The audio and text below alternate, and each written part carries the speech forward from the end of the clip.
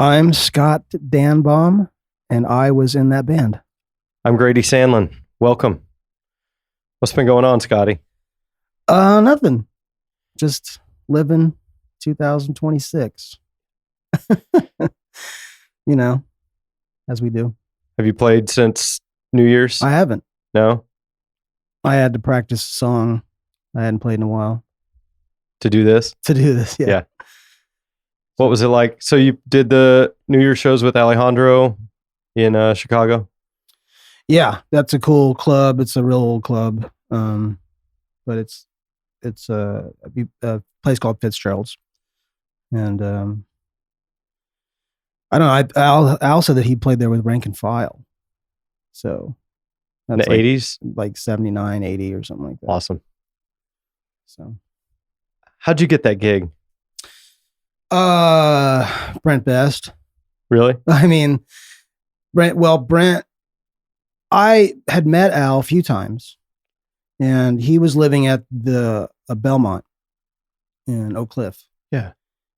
And I think when he was home, he was trying to like kind of, keep himself busy, try to do different stuff, like kind of, and he had an idea of hosting like songwriters he liked that would, be interviewed and play kind of in a lobby situation.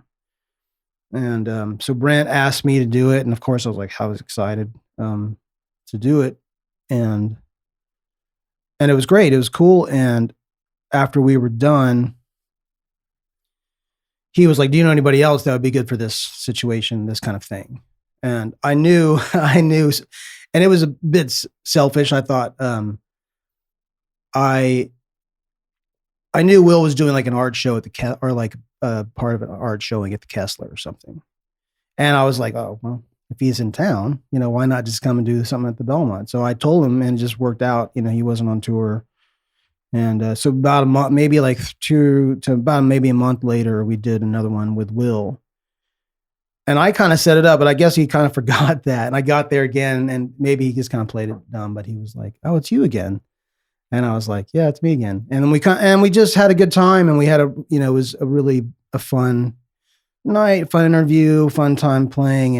And I think after that, he said, "Could I, maybe call you if you wanted to play with me?" And I said, "Absolutely." And I didn't really think anything of it, and that wasn't why I did it with Will.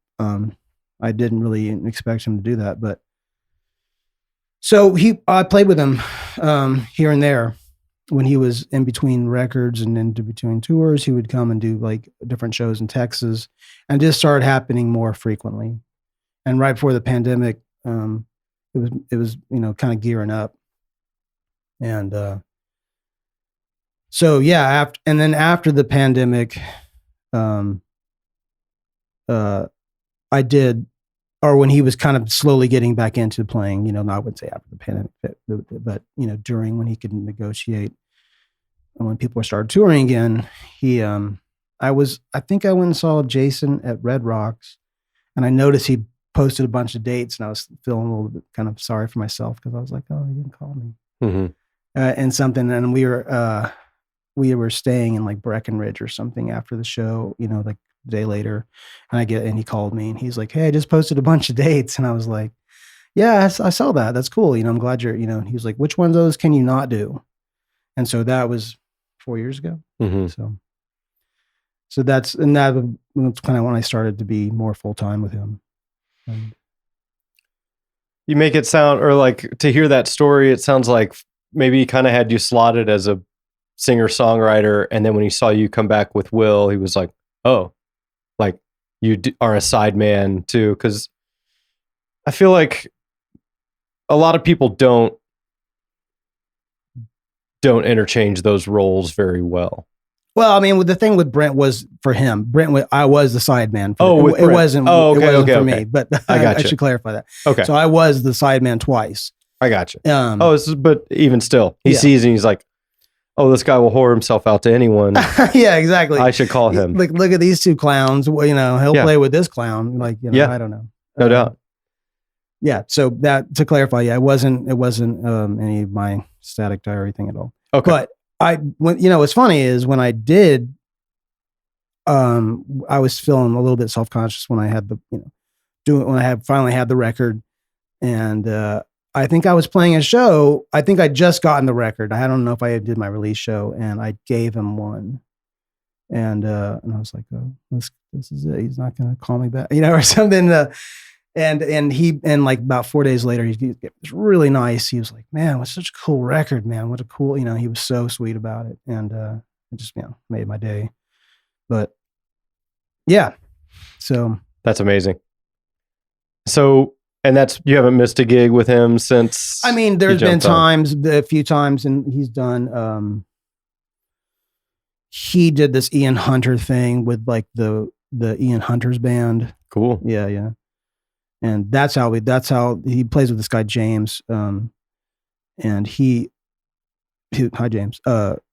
He's great. And he's been playing with Ian Hunter. He was in a band called the Bongos I don't know if you remember that band. It was an 80s band. It's a cool band.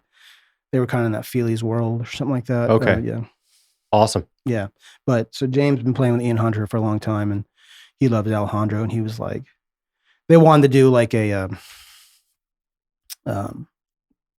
like an anniversary of one of the Moth the Hoople records. Mm-hmm. And Ian Hunter really can't sing anymore. He's got this tinnitus and he just can't do it. And so they asked Alejandro, and he was like, man, I don't know. He's a, big Ian Hunter fan. He's like, I don't think I can do it. And then, I think people convinced him, like, you're the only one that can do it, and so he's done stuff like that. And he's that kind of guy. That's awesome. Yeah. You love that gig? I do. I absolutely. Yeah. That's really cool. Yeah. Let's talk about Static Diary. You said it's been 10 years. I recorded. I started recording it in 2016. So, and then I put it out like a couple years later. So I was just dragging my feet on it, but I did it with Britt and Eisenhower is in his place in Austin. Yeah. He works with Will a lot, and he I did that Monahans and did that Markham record. Oh yeah, with him. You know him. Yeah, we didn't get to. I mean, it was really cool actually, because it was like a band record, and then he and Daniel took it and kind of did their own, magic to it. It was or on whatever. Disintegrator, right? Or is that? Yeah. That's amazing. I mean, I love the way it turned out, and I'm glad they did it that way, because it was. We were all of us working really closely together, doing our normal thing, but they were able to really do something bigger and different with it, kind of taking it away from, from us and letting the two of them just kind of go nuts on it. It turned out. Like, that record's incredible. Yeah. So, and I would love to work with him again. We run to each other a couple times, usually when I'm in Austin, and like we have just from working together in a very short time, like we're buds. We have very similar like sense of humor. I love working with him too.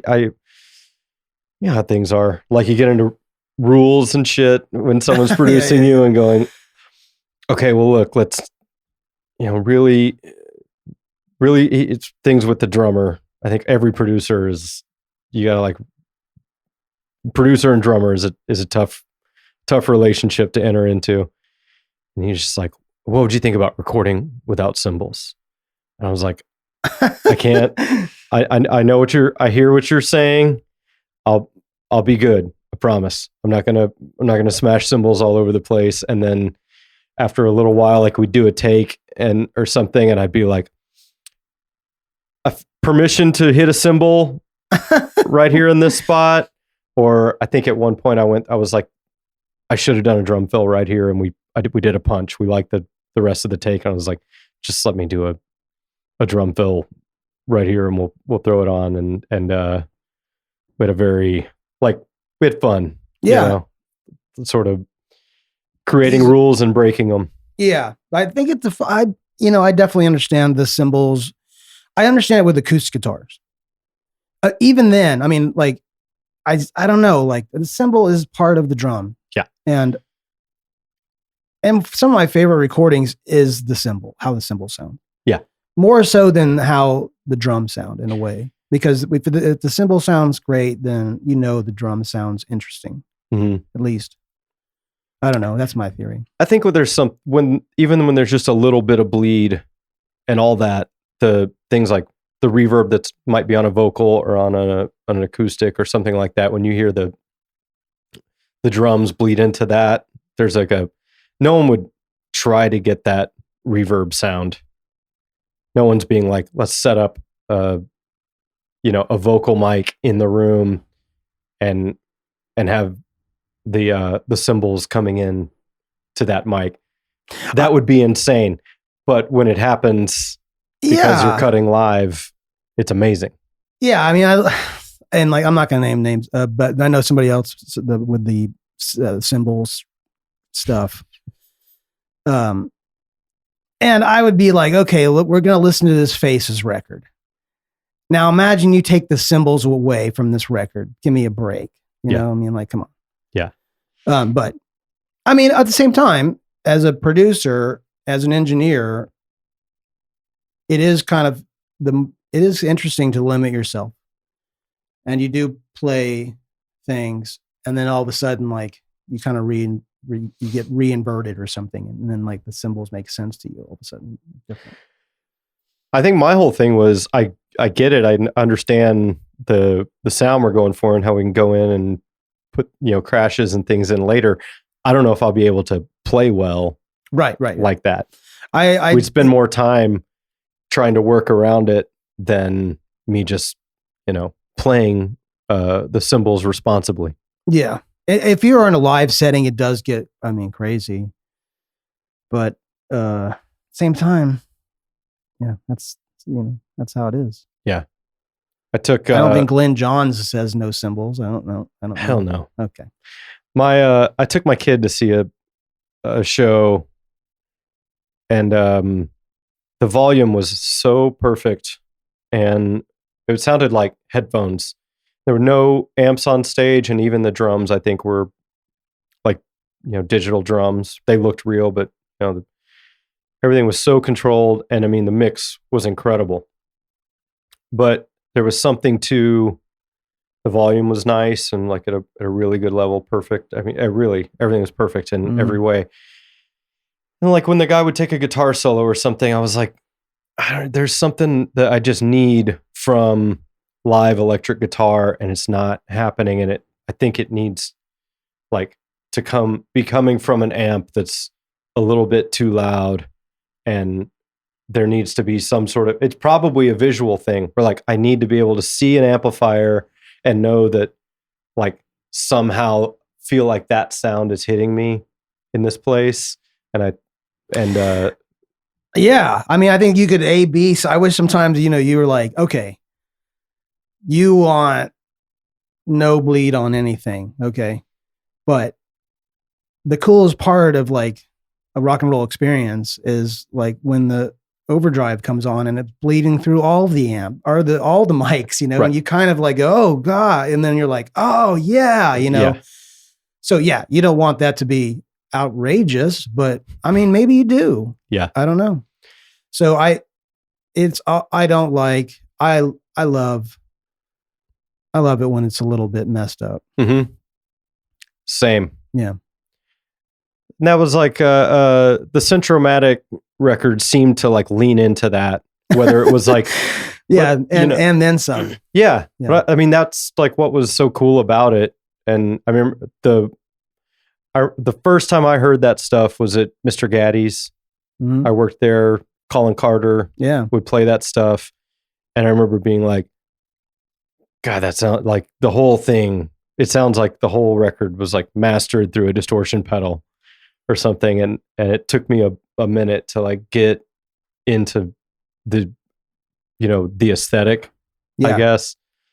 And I know, and that was I felt like as it went, it cleaned up in a nice way, and then I know it sounded like there was like an effort to be like, it can still be like messy and dirty and fucked up sounding, and it can be contained. Yeah, I think that was always the goal, like how, in which direction, is it just, and when we got older, it was like, we wanted it to be more, I mean, I think we all had a different idea of maybe what we wanted totally, but like in the end, we all wanted it to be the most interesting, high fidelity brokenness of all time, if that makes sense or something like that. Yeah. And so, yeah, like and Matt did an extremely amazing job with that. Oh yeah. Yeah. And that was, and so did everyone else was helping, produce that sound or whatever. But like, yeah, it seems like the last couple records that it would be really cool to hear, like what advancements had been made to still make the Centro-matic sound. Yeah, I mean, like the first song on the very last record we did, it's like this kind of, I don't think there's no lyrics. It's just Will kind of chanting in a way, but it's like, completely this almost blown out cymbal wash. And it overtakes the mix at some point, mm-hmm. in a cool way. I mean, I'm not saying like that's, but it's coming off this like chaos and like this piano rumblings and stuff. And yeah, that's it. But you can feel it like just coming up, and then like, it's just great. But it sounds like the tape is disintegrating mm-hmm. at the same time, so I think that's what I guess we achieved it. I'll say. I don't know. How did you get involved with that? So like, I know you're on the Redo the Stacks. Like, how did you get to know, like, did Will specifically invite you into that? And it was mainly the strings, right? I think I got to know Will. I already knew Matt and Mark from Adam's Farm. We also played together for a little bit here and there in Dooms UK, because they were in the band early on. I feel like everybody in Centro-matic did some sort of stint in Dooms UK, which is kind of fun. But anyways, so and Slobberbone, and I think Will had met me because of that. And he was in Funland, and we became friends. And when he started to do the Centro-matic thing, we would just hang out more. And by the time he was recording Redo the Stacks, he called me and said, "Hey, I'm doing this record. We want to play it." I said, "Of course, So I played on a couple tracks. I played on Cannot Compete, and then since whatever that Post-it notes. Post-it notes, yeah. I can't. Yeah. Violin on both. Yeah, violin on both. Okay. I didn't do any. Will did the piano on that record. That is really a kind of a solo record with a few things. Yeah, I mean, Matt. I can't remember if Matt played any of the drums in that. I don't think he did. And then again, that's really fun game I play in Centro-matic world is like who played drum. I usually can tell, but sometimes I can't. And I also, same with the harmonies. I do probably 70% of the harmonies, and sometimes he does them. And at the end, I think people were like, "Oh, that's Will." I was like, "No, that's me." Yeah, you sing with someone long enough, you start to like mimic them. Yeah, but yeah, that's pretty much that's basically just continuation of. It was it's just basically a solo record. Mm-hmm. And then he wanted to start playing live. And so then he got Matt and Mark. And I think they did, I don't know how many shows they did as a trio, but they did at least 2 or 3. Okay. If not more. And then I played like maybe a couple with just Will and I. And then I started playing, and then I think that was it. I started playing in the band. Mm-hmm. And that was 1997. So, yeah, I think that's when it started. But I think I recorded on the Redo the Stacks in 96. Okay. Yeah, it's I think, from my perspective, it was like, it was like Will and Matt were kind of the names. And then when I go to see it live, which really like brought it home for me because I liked the records, but going to see it live, and I knew Adam's Farm and I knew Funland before, but like to go and see it like all put together, I guess you were probably the one because I didn't really know Slobberbone, or at least not with you in it. You were like when I went to see them, it was like, oh, those guys are from Adam's Farm. It's Will, obviously. And then you, and you and Mark were like kind of the seasoning of the whole thing to me. It's like, Will has these great songs. He's a great person to watch perform and sing and play guitar. Matt's a otherworldly drummer, also very fun to watch.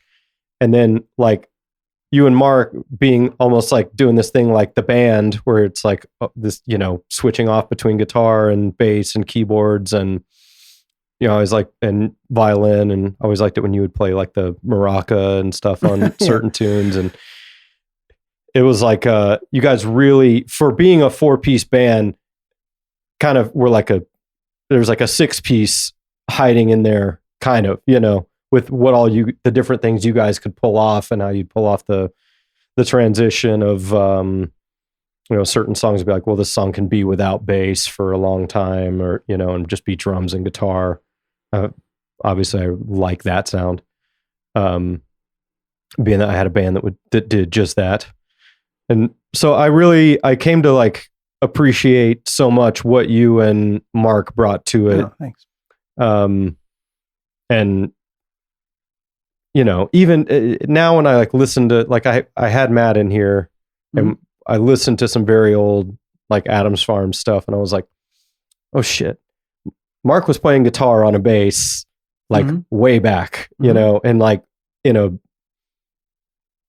like the Who way, or something. Like he's almost the lead instrument in Adam's Farm. It's fucking wild to listen back and go, oh, he's been doing this forever. Yeah. And then I love his guitar playing too. Yeah. That he's kind of got instead of like a lot of bass players sound like a guitar player playing bass, he sounds like a bass player playing guitar, like he almost goes the other way, which is, and yeah, he does. Fucking amazing. Yeah. And it's pretty crazy. Like he would do, do a lot of almost chords on the bass, basically, and brought a ton of energy to those songs. Yeah. Yeah. Pretty wild. The other thing with I think that people liked with me and Centro-matic is that it was a little different, but the harmonies with Will, because on that first record, it's like there's almost a double vocal on everything, but like a harmony, like a harmony with almost the whole, like with the lines. Yeah, almost the melody has a harmony. I mean, like not just the chorus or anything. It's like the whole thing is like a harmony. And I remember when I asked Will, I was like, maybe I should try some of these harmonies, and he was like, I can't remember what he said. I think he was like, yeah, let's, and then I think immediately, that not immediately, but like pretty quickly, we realizing, because they were pretty high too, and like they realized that it was working, and I think that once that kind of playing goes through your head and like how you figure out, it's like, it's like the whole thing of like completing the music or something. Once you're singing with it and playing with it, and all of a sudden, like you start to realize all the little stuff in between. Yeah. And that was, to me, that was it. And then because the second record was so like kind of slower, and people were bummed out. They were like, they had reduced Jackson, they had Navigational, and it was like this, like kind of these dirgy songs and like, weird songs. I mean, people did like it too, but then they wanted us to rock, and we would, try to like play like all these songs in between, like, and then a lot of those kind of dirgy ones did rock in the end. But, so that's when we kind of started the other band, and I felt like I fit in more. I learned how to be in the rock, like a real rock band eventually, but like Trial by, I was just like forced into, they threw me in there, and I was like, oh, no. And then you start to realize the how to kind of get on with it. But when we made South St. Gabriel, I felt like that's when I really, I'd found like, thank you, Will. I'd found my home, and Mark and Matt. But I kind of felt like I could stretch out more and be more of that kind of player, more of a, could add more to the atmosphere. Yeah. In a way. Had you played much bass before? No, not at all. Like, and I like anybody, when you're 18, 19, like you're just picking up instruments, and I realized I play with all these, I just wanted to be in a rock band. So I learned enough chords on the guitar. So like when I would watch them play, I could like kind of pick up, where they are going, and that, just kind of helped. And so that's about it. And like, I was like, that's all I knew about that. So like when they gave me the bass, at first I was like, what, but I'm so glad they did, because I realized like that's might be the most important instrument, and I didn't do it justice early on at all. But I got all right at it. I would say I was like almost average, but I did enjoy it. Like I did enjoy doing it, and then makes me want to try harder. It's it's like I don't know. It's very easy to be bad at bass, but I also think when you like understand music the way you do, I think, and also when you're between Will and Matt, it's kind of like, well, how do I, it's like a bit of stay out of the way, like they're like, Matt's not like a busy player, but it's big. It's like, you definitely want to be like, let's give him his space.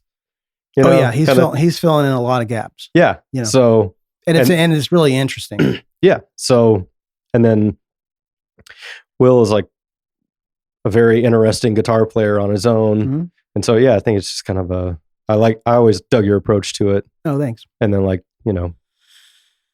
I got hit a big note. Let it.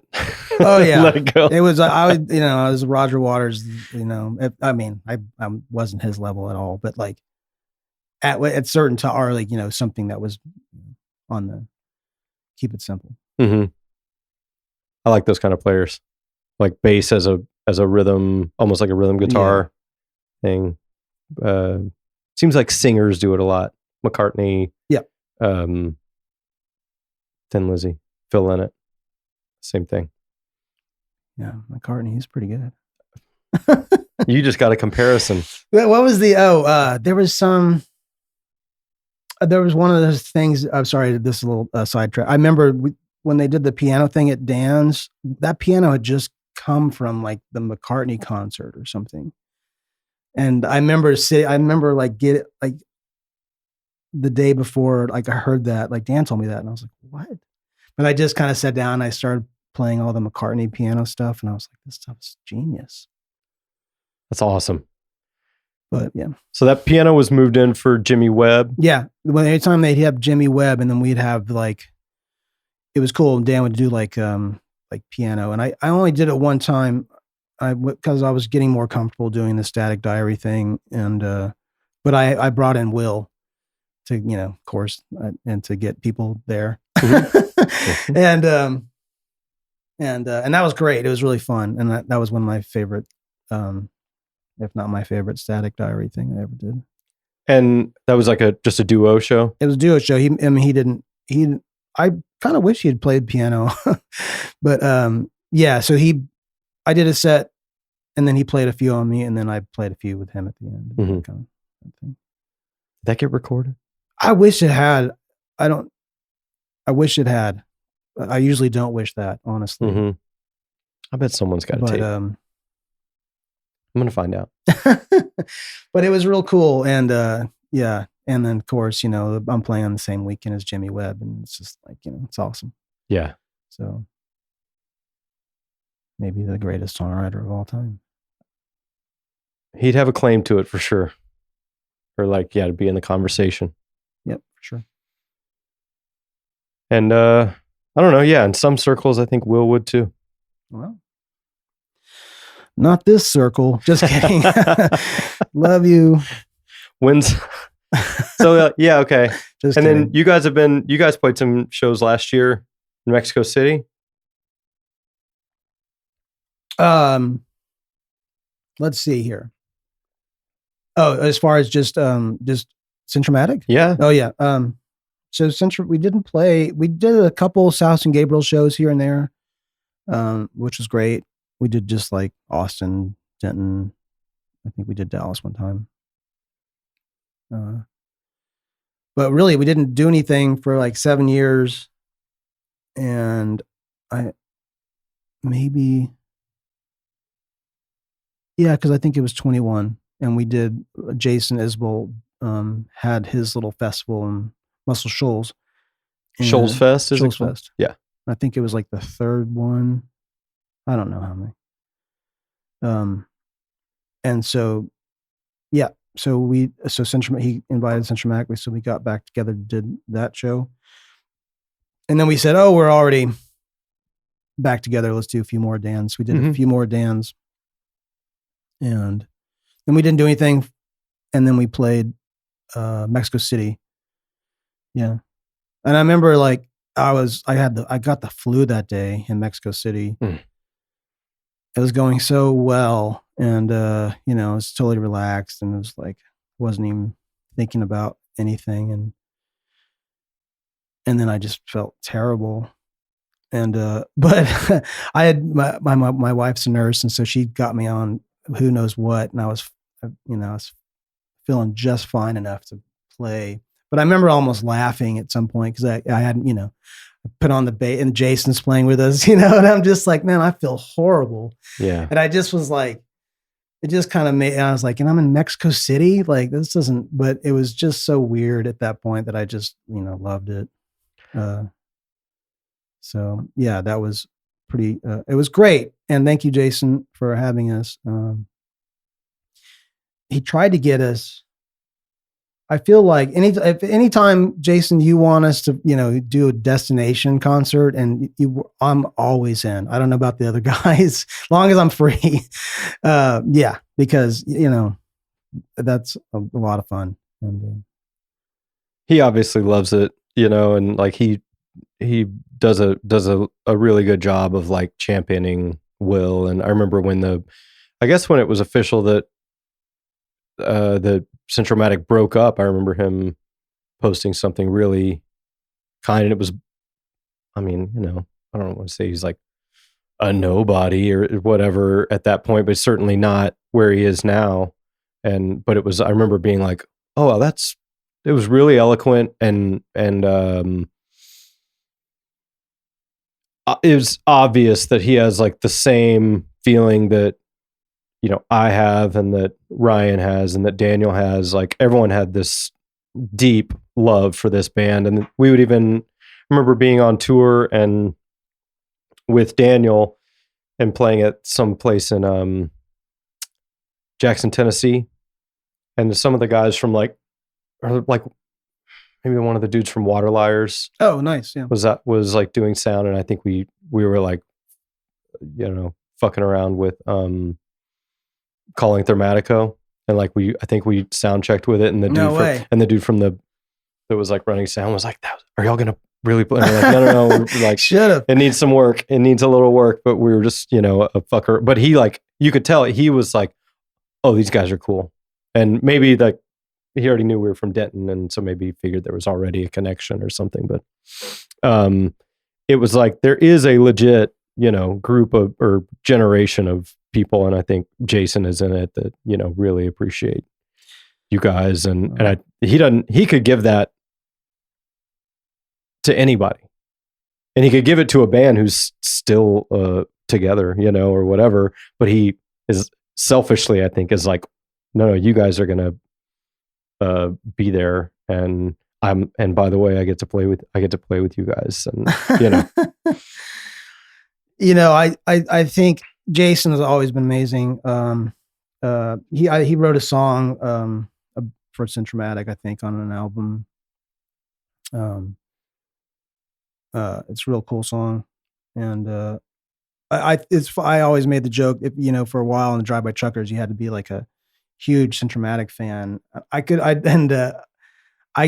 felt bad for Cooley because Mike Cooley, because I know he liked us a lot, but I don't know if he had the same sort of reverence as like Patterson, Jason, maybe Sean even, and or maybe even Brad the same. Maybe Brad and Cooley were like, yeah, I like them, but I mean, they're all right. I mean, they're likable people, and they're I'm messing with them, but because between Patterson and Jason and Sean even, and at the time, and some other people, they would go overboard, but it's awesome to have those kind of friends.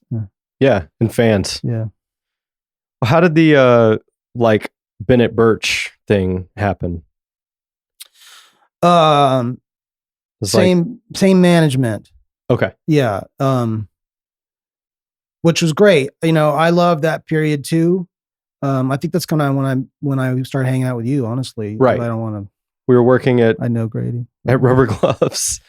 Yeah, and we played there on a stop, and you were running sound for us. Yeah, I remember you telling me about it, like leading up to it, that that Jay was Jay Bennett, for anyone who doesn't know, was leaving Wilco, and that him and Ed Birch were doing a record together.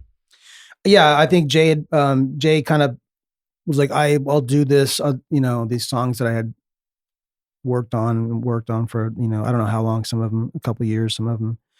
And he was like, I'm going to do it with this guy, Ed. And Ed was just like, he had, big voice, big character, kind of like almost like a Lost kind of guy. But he knew he was an encyclopedia, like just, could pick up a guitar and play like a whole Who album and stuff, that kind of stuff. Yeah.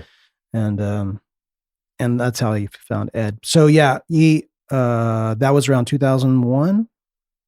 Sounds right. Something like that. Mm-hmm. And he was leaving Wilco and doing a thing on his own. And so he hired Bob Andrews from Undertow. That's the manager. Got us to be the band, Will and I. So I didn't know Jay. Of course, I was a Wilco fan. I mean, not of course. I was a Wilco fan. And I thought Jay had transformed that sound. Mm-hmm. Not that the other guys didn't help, obviously. Like, I think John is a genius as well. But, and of course, Jeff. I don't know Jeff. But, yeah. And, Jay Bennett was so good. He was really just an incredible player, and just, he was a little self-destructive at the time, but, yeah, I'm sad that he's not around, but, it was such a good learning experience for me. Just like picking his brain, watching him deconstruct on every instrument. Mm-hmm. And his ideas about producing were really smart. He basically, they're the records people love the most still, I think, are those early ones, the Yankee before that, yeah. I feel like if Summer Teeth just hit a thing. I mean, I love the ones after that too, I know, yeah. But Summer Teeth, I mean, obviously being there, mm-hmm. I think he started to realize that he could really shape this band in a cool way with Jeff, and John, and everyone else too. And he did. And it really, he should get more credit, in my opinion. But well, here we are giving him credit. Well, I love it because he starts deserves here. it. He deserves it. He's and Ed too. I miss Ed, but so that's how that worked. That show was really, I don't know, huge for me, not only because I liked those guys, that was a, cool introduction to their music, but it was cool to hear you and Will doing something different. Will was playing drums, so I always liked. And then you played a lot of organ, which again, super cool. And then I think as a songwriter, I don't know why, but it seemed like they kind of pulled different. Maybe he was just trying to plug in his own songs that fit what they were doing a little better or whatever. And so, or maybe just leaning into the poppier side a little bit. Yeah, that was kind of early versions of probably Vultures Await and stuff. So he was probably some of those songs are kind of, almost Lennon, Beatlesy. Yeah, for sure. Yeah, that was a cool time. It was also right before that, we did the stuff with Anders. So you kind of Varnaline. Anders Parker, this band Varnaline. And so I started to realize you take all these different shapes, and then other people were like, oh, we should just get Centro-matic as the band. And I was like, I was always into that idea. I think Will, was probably careful. A couple other people asked us to be in their, and I'm not going to tell you who, but but I just remember going, oh, that could be cool. And then maybe we should just concentrate on being us. But yeah, but it was, it was fun being Varnaline. Yeah, he's great. Those songs are badass. And I think I'm going to go record with him in April in New Orleans. Oh, cool. Yeah. Is that where he lives now? Mm-hmm. Okay. Somehow, Matt had identified me as a tape nerd. And so I have a collection of mini discs that Matt, I intend on getting back to him. That's a fun medium, the mini disc. Yeah. I intend on getting them back to him at some point. But there's a Varnaline tape. Oh, cool. In there. I didn't know what it was. I'm just, some of them are labeled. They're mainly labeled by date, not so much because I just assume they're all you guys, So I remember throwing one on and being like, well, what the fuck is this? It's not Will singing, and it's very obviously you guys playing. And then, but a very cool tape. There's a good one of you guys playing at Good Records from way back too. Not Varnaline, but Centro-matic thing. So the original location? Yeah, Deep Ellum. Yeah, right there, Good Vladimir or something. Yeah, right there. Hence the name. A high rise. Oh, right. I get it now. I just put that together. I love those dudes. Good Records. Yeah, absolutely. That whole family, that whole Polyphonic Tripping Daisy family. Absolutely. I miss. We need to. We're trying to get some of them in here. Cool.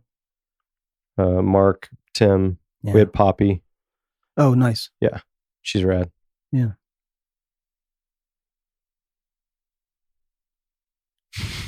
What'd I do? Nothing. We had a lull in the conversation. Nice. Yeah, they're great. Get them in here. Okay, I will. Maybe I will then, Scott. You should do that. Post Centro-matic, what's what are you, I mean, I know you made a solo record. Do some things between Sarah Jaffe, I know, and I guess that's probably around the time I started pulling you into my things. With that, we did that bar band, the first bar band show in 2012. And so yeah, occasionally I'll call you up and go, hey, I have this crazy idea. You have to learn a bunch of songs by X date. Which is always crazy. And God bless you. Because it's really a great exercise. Honestly, I love it.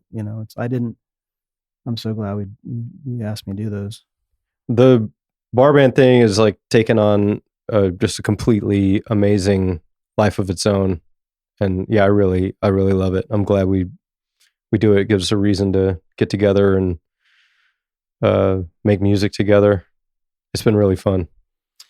Yeah, I love it. It's a challenge, and it's the kind of challenge I need. So thank you. Sure, man. And Yeah. So in between, like, I was at that point, I was still really busy with Sarah. We were, it was started to slow down around, I would say kind of even when Centro stopped. But, she was pretty busy. And Centro wasn't that busy from, say, 10 to 14. Like we were still playing and making, albums and stuff. But Canada Waltz, I think, was 11. Mm-hmm. And that was second to last. And then the last one, Take Pride. And so I was still pretty busy with Sarah, who was amazing. And so I did Glorified High with her, with John Congleton, and then with Matt we did an album called Bad Baby, and it's great. It's so good. It's really one of my favorite things I've ever done with Matt. Don Cento. I fucking love him. He's amazing.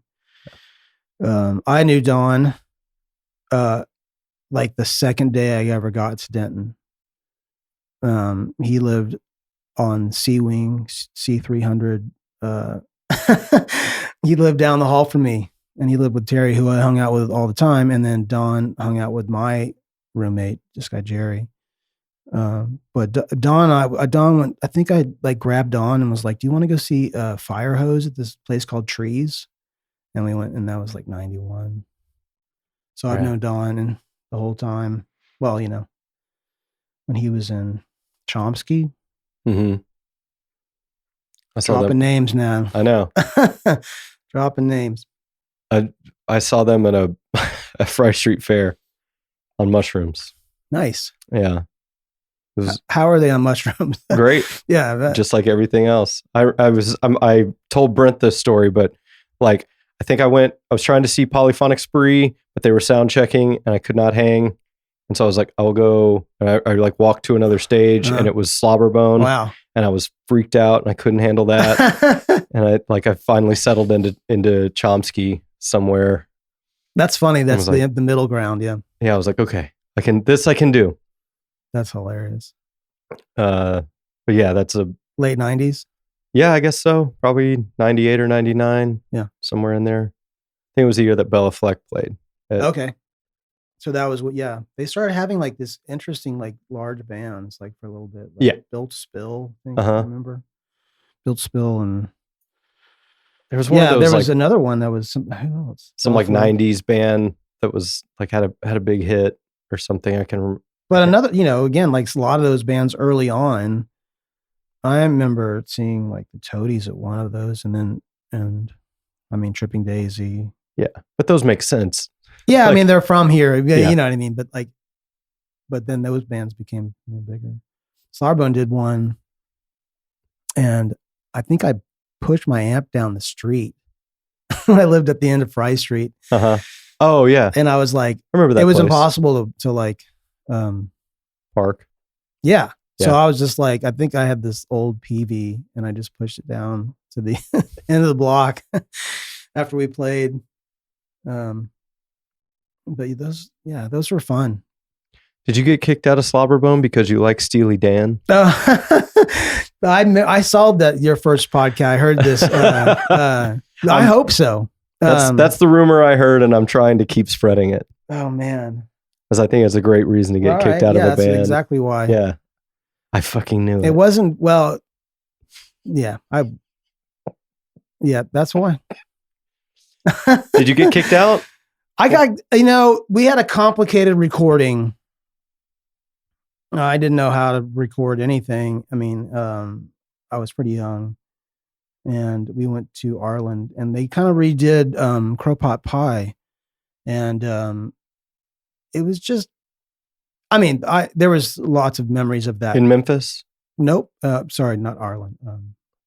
What's the studio in Austin that's like that? Oh, that's Arlen. No, Ardent is the one. Ardent is the one. Memphis. Is it Arlen in Austin then? Yeah. Okay. My mistake. That's right. So we went down there to record? Went down there to record, and, I didn't know what to do.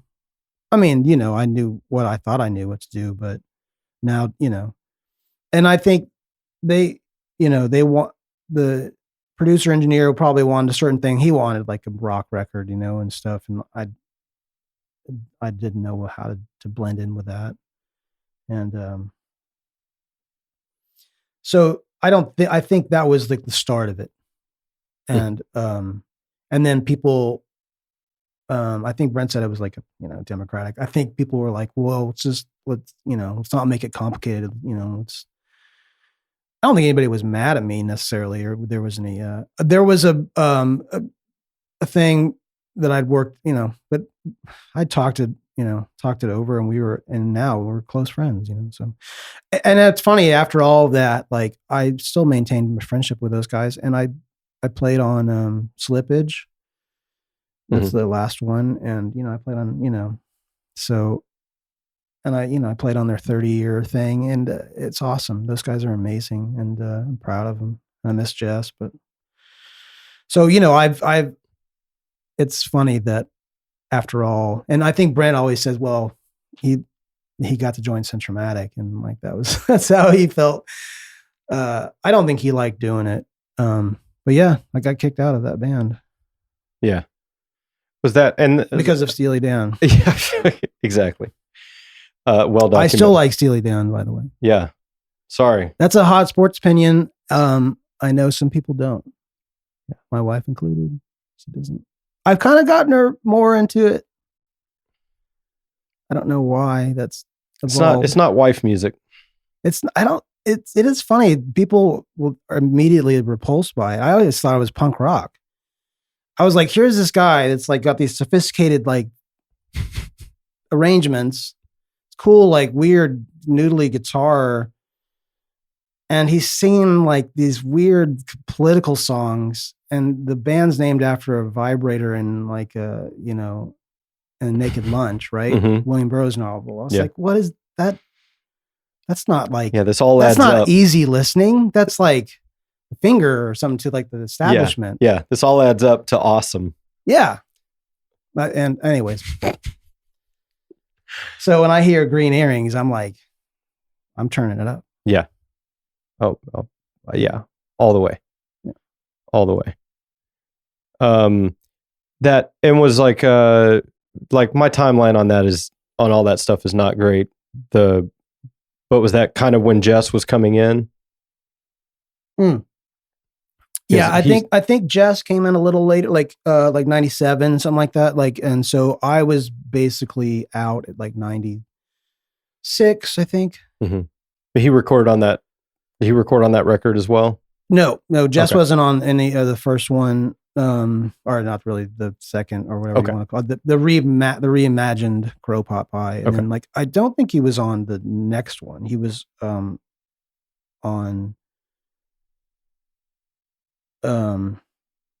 Everything You Thought Was Right. Mm-hmm. Yeah. Okay. Someday I'll get this straight. I know. I mean, but yeah, I miss Jess terribly. Like, oh my God. It really hurts. Yeah. I think about him all the time. Yeah, I do too. I'm about to go back to Twilight and play a show. Cool. I tried not to. I didn't want to go to Deep Ellum. Oh yeah. And then I don't know, man. Deep Ellum's hard nowadays. It's weird. Like I know they'll have a cool bartender. I know there will be friendly people there, but like the whole I don't know. It's a lot I don't want to deal with.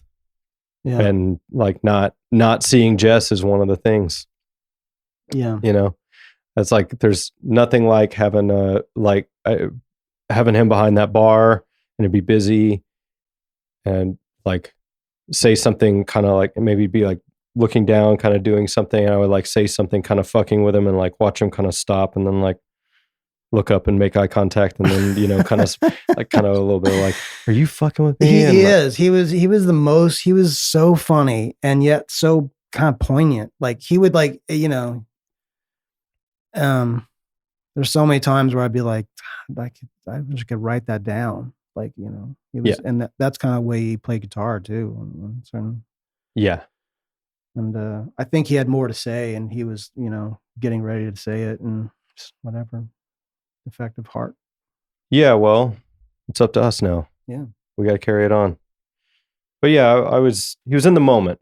I'll say that. I love hearing Brent talk about him. Like Brent telling stories about him, effectively, kind of quitting nightly. He was I don't remember that much. I mean, like, it would be kind of fun again, like kind of funny drama, like, oh, I was terrible or whatever, and like, yeah, he was always his word is, even, but I don't remember kind of bringing Buddy down. It was more of like but I didn't. It's all about him. Never anybody else. Yeah, exactly. I don't think it was like, yeah, but yeah, oh my gosh, I had so much fun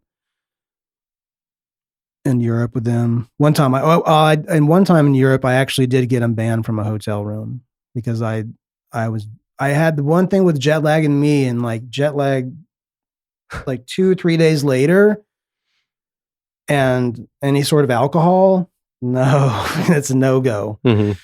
And I had to learn that a few times. And one of those times was yeah.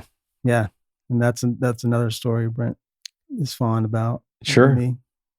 Don't blame Slobberbone. Blame Steely Dan. Yeah, Steely Dan, and getting out of. But that was it was great. I loved it. So, you gonna make another record? Did I hear you promise that? I definitely will make another one of these things. It was really fun to unlock some of that.